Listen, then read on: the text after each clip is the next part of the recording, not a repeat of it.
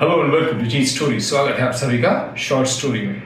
आज short story में हम जानेंगे महावीर महाप्रतापी छत्रपति शिवाजी महाराज की मृत्यु का कारण।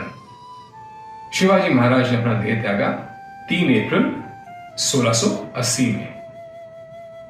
वैसे तो कई एक बातें उठी थी, लेकिन प्रमुखतः 2 कारण माने जाते हैं।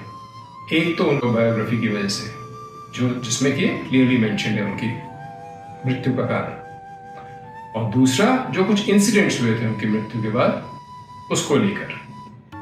तो पहला कारण है उनकी बायोग्राफी में कृष्णजी आनंद साहबजाद, जिन्होंने शिवाजी महाराज की बायोग्राफी लिखी है, उनके अनुसार शिवाजी महाराज बीमार थे, और इस फैक्ट को अगर ब्रिटिश और पोर्चुगीज के रिटन रिकॉर्ड्स के साथ मिलाया जाए तो उनको एंथ्रैक्स बीमारी थी, जो जानवरों से इंसानों को में आती है, किसी इन्फेक्टेड जानवर से या फिर मिट्टी से जहां वो जानवर रहता है।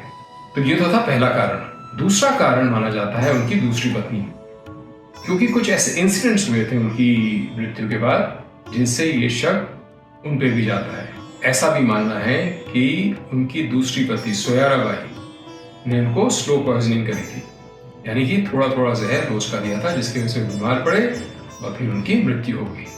इस तथ्य का कोई पुख्ता सबूत तो नहीं है, बस इतना है कि सोयराबाई ने संभाजी की जगह अपने 10 वर्ष के पुत्र को छल से राजगद्दी पे बिठाने की चेष्टा की।